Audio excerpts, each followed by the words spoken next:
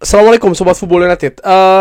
Ya di jeda internasional ini ada di awal jeda internasional ya. Ini ada sebuah kabar yang ingin gue angkat di video kali ini, yaitu Manchester United ini kan ya masih menurut gue dalam situasi yang tidak stabil. Kalau menurut gue belum konsisten. Ada beberapa hasil positif, ada beberapa juga hasil kekalahan yang diraih oleh Manchester United, dan di sosial media juga banyak beredar menurut gue ya kabar-kabar yang memberikan fakta sebenarnya bahwa ketika Ruben Amorim ini memimpin Manchester United menang, itu menghadapi tim yang ada hubungannya dengan degradasi, lalu tim yang mungkin tidak komplit, dalam arti seperti kayak Chelsea yang bermain dengan 10 pemain pada saat itu, walaupun Manchester United juga akhirnya bermain dengan 10 pemain. Tapi ada hal yang gue tangkap bahwa gimana ya, memang ada narasi-narasi selalu yang dibangun menurut gue untuk memojokkan Manchester United, walaupun gue tidak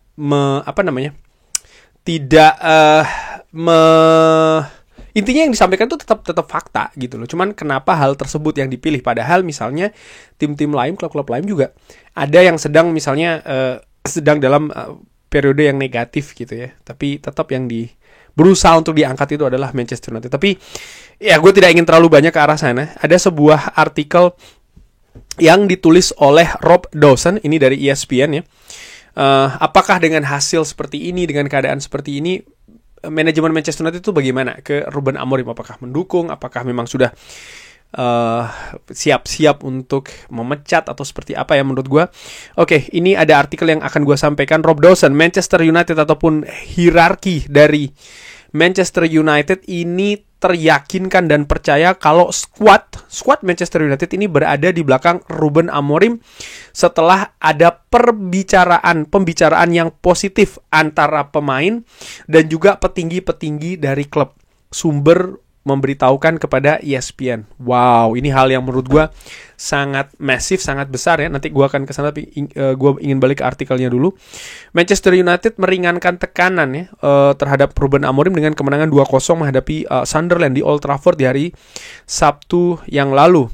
Setelahnya, Mason Mount mengatakan kalau dressing room ini 100% di belakang sang head coach ataupun sang gaffer. Walaupun ada kesulitan di awal musim ini, pemain belakang Matthijs de Ligt juga secara publik ya, secara umum ini mendukung Ruben Amorim. Yang pada saat itu baru saja dikatakan, yaitu pada saat Manchester United kalah 3-1 menghadapi Brentford.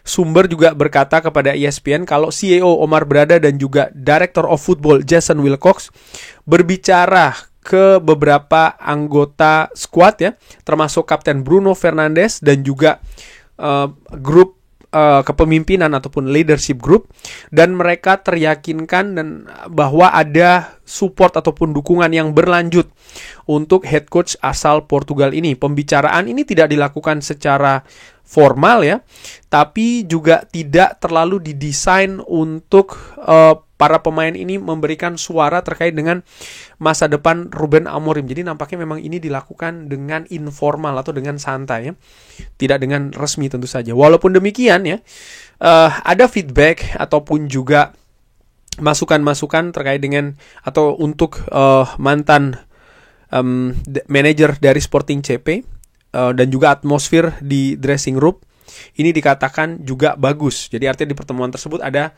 masukan untuk Ruben Amorim, dan disebutkan juga bahwa secara atmosfer dressing room ini masih sangat solid, sangat kokoh. Segala keputusan untuk menggantikan Ruben Amorim yang masih memiliki kontrak sampai dengan 2027 ini akan melibatkan Sir Jim Ratcliffe dan juga Joel Glazer. Walaupun Omar Berada dan juga Jason Wilcox akan diminta masukannya juga. Berada dan juga Wilcox ini ditunjuk oleh Sir Jim Ratcliffe setelah dia menjadi pemilik minority atau pemilik minor di bulan Februari 2024, dan ya di dalam perannya ini berusaha untuk mengerti keadaan ya di sekitar klub. Oke, sebentar, apakah ada informasi lain? Ya, kurang lebih seperti itu, ada beberapa paragraf tapi menurut gue tidak begitu ingin gue angkat. Oke, mungkin terakhir ini ya, bahwa pembicaraan antara sosok-sosok kepemimpinan ataupun tokoh-tokoh kepemimpinan dan juga pemain dan juga staff ini telah dilakukan setelah bangunan baru Carrington di bulan Agustus ini terjadi. Lalu juga ada interaksi, ini sangat biasa dilakukan ya di tempat tersebut. Nah, ini kabar yang menurut gue sangat menarik bahwa sumber mengabarkan kepada ESPN hierarki Manchester United ya, manajemen ini melihat bahwa skuad Manchester United ini mendukung Ruben Amorim, berada pada posisi yang mensupport Ruben Amorim. Dan menurut gue ini sangat vital, ini sangat penting. Kita bisa berbicara terkait dengan taktik, strategi, sistem, kaya, miskin, taktik, ataupun juga permainan yang luar biasa yang ditunjukkan di klub sebelumnya dan lain-lain. Tapi tanpa dukungan dressing room, semuanya itu sia-sia, percuma.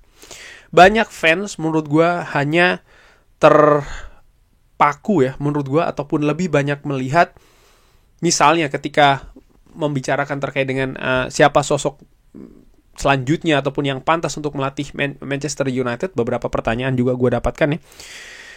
Ini sering sekali melihat itu tadi situasi taktik ya, permainan yang ada di klubnya saat ini, tanpa melihat menurut gue hal yang penting juga, yaitu adalah leadership dan juga komunikasi, leadership, kepemimpinan. Karena penguasaan dressing room ini juga menjadi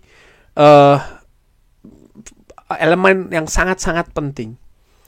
Dan itu tidak mesti dilakukan dengan pendekatan taktik yang luar biasa ya menurut gue. Artinya ketika pelatih itu memiliki visi bermain, kemampuan taktikal yang jenius, katakanlah seperti itu.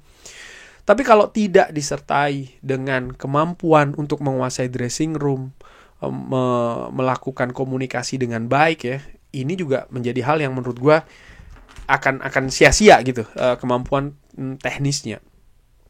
Di Manchester United hal ini bukan hal yang mudah.